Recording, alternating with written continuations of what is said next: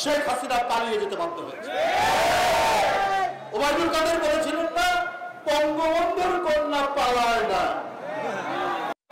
বঙ্গবন্ধুর কন্যা আওয়ামী লীগের নেতা, মন্ত্রী, আওয়ামী লীগের কর্মী সবকে বিপদে ফেলে তিনি প্লেন নিয়ে চলে গেলেন ভারতে।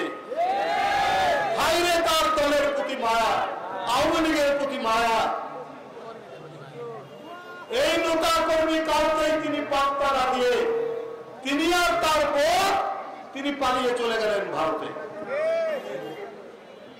এই নেত্রী, আমি আওয়ামী লীগের যে সমস্ত নিরীহ ভাই বোন আছেন যারা জিন্দাবাদ দিয়েছেন তাদেরকে বলি, আরে আমার নেত্রী বেগম খালেদা জিয়াকে আওয়ামী লীগের মঈনুদ্দিন ফখরুদ্দিন অনেক চেষ্টা করেছে, বাড়ি থেকে উৎখাতের চেষ্টা করেছে।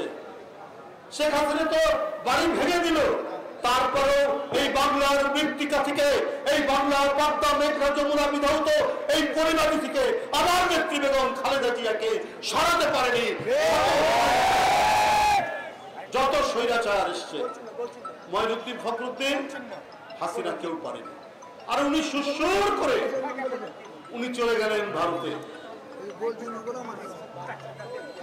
আপনি আমাদের একটা এখানে কথা, যে শেখ হাসিনাকে টিকিয়ে রাখার জন্য যে সমস্ত আমলারা, ডিসিরা, সচিবরা, বড় বড় পুলিশ কর্মকর্তারা, এখনো হয়তো অনেকে নাই, অনেকের নামে মামলা, কেন চেষ্টা করেছিলেন? এর তো নিশ্চয়ই কারণ আছে।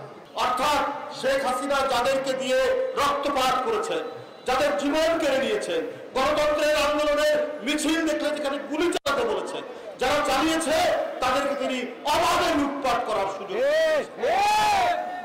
তাদেরই যদি প্রেতাত্মা আবার কিছু কিছু এই সরকারের মধ্যে থাকে, তাহলে কি অন্তর্বর্তীকালীন সরকার ডক্টর মোহাম্মদ ইউনূসের নেতৃত্বাধীন, যেখানে সমস্ত গণতান্ত্রিক রাজনৈতিক দল যে সরকারকে সমর্থন দিয়েছে, ডক্টর ইউনূস সাহেব একজন গুণীজন, আন্তর্জাতিক সম্মান যিনি বয়ে নিয়ে এসছেন বাংলাদেশের জন্য, তাকে সবাই সহযোগিতা করতে চায়।